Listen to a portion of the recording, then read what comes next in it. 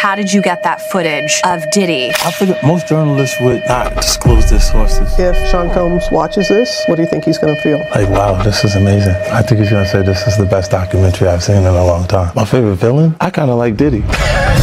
There are no misconceptions about me. You guys don't need to worry about me getting revenge from Diddy. I've got 3 moves that make sure he'll never be able to come after me or my family. First, I personally reached out to the victims' legal teams. The real reason he's not getting out is those buried cases behind the scenes. I provided legal funding for 7 victims who had been silent for years and brought in the top criminal attorneys in the country. Second, I bought up every potential post-release business deal he had lined up. I planned this 2 years in advance, so by the time he got sentenced and still had hope of getting out, every partner had already cut ties with him. Third, I don't just have evidence, I've got backups. This is an entire minefield that's been buried for 20 years. I uncovered every secret from the last 30 years. With testimonies from the victims, we interviewed over a dozen people he tricked, threatened, or violated. You think that's harsh? No, he destroyed other people's lives for decades. I'm just making sure he spends a few extra years in prison for it. I'm not afraid of his people, not afraid of his threats. I know he's still in there fantasizing about a comeback, but the truth is, he's never coming back. Everything you see about him is an illusion, but what he loves the most is controlling youth. These are not just like stories, they're sit-down interviews with childhood best friend, personal bodyguard for like 10 years, former employees, former artists that he worked with. It's everybody that was intimately involved with this guy, and everything that they said, I mean, he's a monster. Reached out to him and I told him that this right here was important. Bad Boy celebrating 20 years of hits. And this is extended family. You've been there with me through my ups and downs. Whenever I get in trouble, this is the one I call. It's my strategist right here. This is my brother. If I didn't say anything, you would interpret it as the hip hop is fine with his behaviors. There's no one else being vocal. So you would look at it and just say, because that mind your business, or let me not say nothing about nothing, or those things, it would allow the entire culture to register as if they're for that behavior. Just a few hours ago, police here at Midtown South arrested Sean Carter, better known as Jay-Z. You know what's unbelievable? For more than 2 decades, Jay-Z has been portrayed as the ultimate figure in rap history, the complete success story. A man who rose from the Marcy Projects to owning stakes in streaming platforms, luxury champagne brands, NBA franchises, and influencing the soundtrack of an entire generation. When people claim he controls the youth, what they really mean is he shapes what succeeds, what sounds popular, what represents wealth, and what people believe success should look like. But after this Netflix documentary, the atmosphere changes. Now you have 50 Cent, someone who shared the same circles, attended the same events, and built his own fortune, saying on camera, "If I don't speak up, they're going to see all of us the way they see Diddy." That statement carries weight because this documentary isn't only about Sean Combs. It's about an entire group of powerful men in hip-hop deciding who will be remembered as a respected businessman and who will be remembered as a monster. And when you recall Jay-Z's own legal history, including the Lance Rivera nightclub incident in Manhattan, the guilty plea, and the 3 years of probation, the picture starts to look different. Watching him remain completely silent while his longtime peer is publicly dismantled on Netflix no longer feels like a billionaire observing from a distance. Instead, it begins to look like someone who understands exactly how quickly the story can change once investigators begin revisiting every chapter of your past. For years, that you feel you knew Diddy's character. Right. Yet you said you weren't a part of that lifestyle, you weren't going to the parties. So what makes you so absolutely sure that these kinds of allegations that we've seen against him are true? Well, I'm surprised by the allegations, as surprised as everyone else is. Like, I didn't make the allegations, I didn't tell people to say these things. It comes out, I see it in the news like everyone else, but I did feel uncomfortable with the way you represent the idea of going to these projects. To come party with me. Yeah. And then that swayed me away from it, just that alone. So you didn't realize as much stuff was coming. Like when I seen today, it was allegations of 3 men that said he drugged them, and it's a long time, to be honest with you. Like when people don't remember being violated for 20 years, it makes me feel a little hard. What are your thoughts on the allegations against Jay-Z? That was interesting. When I was saying things, not knowing exactly what I was saying, but I was going with like, where's Jay at? He's mad quiet. Like while the Puffy thing was going on. But it's obvious now that his team was being made aware that he was in those allegations also. You know, so I hope it works out, because with his family, the things that go on internally is that those accusations are. Notice how 50 Cent's tone changes whenever those parties are mentioned. Online, he jokes about them, but when he sits down for serious conversations, his voice becomes almost clinical. He has said he deliberately stayed away from Diddy's so-called freak-offs because his street instincts told him the atmosphere inside those rooms wasn't simply wealthy people enjoying themselves. It felt like something much darker. Now, with the Netflix documentary describing what those nights allegedly involved, days-long parties, heavy drug use, women allegedly being pressured and secretly filmed, you start to understand why he sounds relieved. His curiosity never outweighed his instincts. He doesn't speak like someone who missed an opportunity. He speaks like someone who avoided a dangerous situation. It was surprising that he actually filmed it. It was very interesting to watch a man who's known for his brand presence. You know, he has a really amazing knack for marketing and all of that, and how he was sort of taking that into account in how he was coming off to the public. The exclusive video also shows Combs in Harlem greeting fans. Off my back, long as you wear, I'm gonna wear it. Long as you wear it, be with it. I'll accept it. I need some hand sanitizer. Hold on, I got it. I've been out in the streets amongst people. Yeah, I gotta take a bath.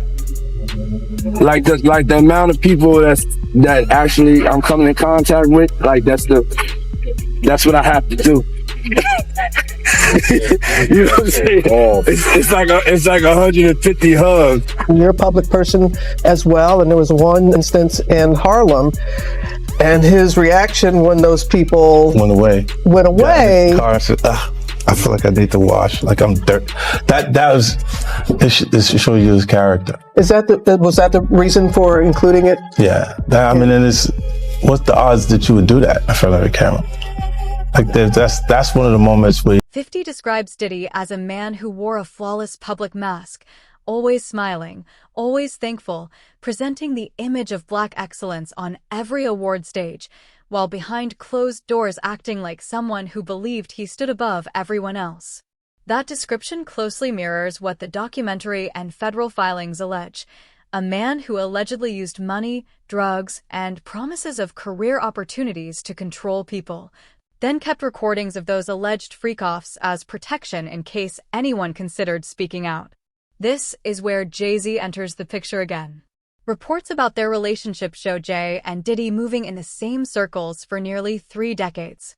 They shared charitable donations, co-headlined Screefest, and Diddy publicly referred to Jay as both his strategist and his brother. They even joked during private brunches about belonging to a secret society of self-made billionaires. 50 Cent's message is straightforward: I saw enough from the outside to stay away, and I've been warning people for years. Jay wasn't observing from the outside. He appeared in the same photos, the same VIP sections, and the same private jets. So when he stays completely silent as the documentary airs and federal agents remove hard drives from Diddy's homes, it begins to look like more than simple caution. It leaves people wondering what someone that experienced might suddenly fear could appear on those tapes. The lineup? Yeah, we see the lineup. I'm just waiting to see who's next. Jay-Z is setting Diddy up. Why is everyone having such a hard time? He ain't doing different. He lined up D. Haven, stole his life and identity. He lined up Big L, stole his life and identity. He lined up Dame Dash, stole his life, identity, and took his love. lined up R. Kelly. He wants to be. Jaguar doesn't describe Jay as an innocent bystander caught off guard by the Netflix documentary. She portrays him as a chess player. According to her, Jay's silence isn't driven by shock, it's strategy. She claims his lawyers have advised him to remain completely silent while he watches Diddy's empire fall apart, positioning himself to benefit from whatever influence or opportunities emerge afterward. She argues this follows the same pattern people point to when Jay repositioned himself, while figures like Dame Dash, DMX, and others faced legal or industry problems. That interpretation also matches the way many believe he has operated before. When Rockefeller split apart, Jay didn't get pulled down with the chaos. Instead, he moved beyond it, eventually leading Def Jam and later building Roc Nation into a powerhouse. Think about this. Allegedly, Sean Carter is responsible for enacting Hype Williams to put Aaliyah on a faulty plane to move her out the way as punishment for rejecting him, and so he could level up Beyonce, who was struggling. Let's just say allegedly that happened. Now I want you to think about 106th and Park with Mary J. Blige. Free, who is a victim of Sean Carter. Yeah. Mary J. Blige, who is a victim of Sean Combs, are sitting there talking about the death of Aaliyah amongst each other. Think about that. You got a Diddy victim, you got a Jay-Z victim, and you got a superstar gone. They know what happened. And yet, they had to sit there and have that conversation like they didn't know who did it. Think of the power of that woman. Think about Claudia Jordan right now. Claudia Jordan don't ever mention my mother name. She mentioned it yesterday. Talking about why people are afraid to come forward. You mean like you? You was Diddy girl. Corey was Jay-Z girl. Why don't you claim your friend? Claudia.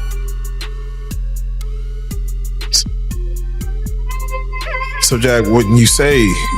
When I say Corey, I'm talking about Kathy White. Oh yeah, that's what I was about to ask.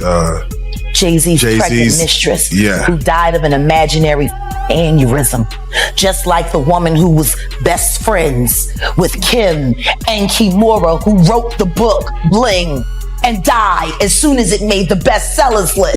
Then she pushes the discussion into the territory that sparks the most debate. She claims Jay and Diddy didn't simply move within the same circles. They operated like accomplices, leaving little evidence while people inside their circles supposedly understood that certain women became inconvenient. She references rumors involving pregnancies and claims that powerful men allegedly helped make those problems disappear.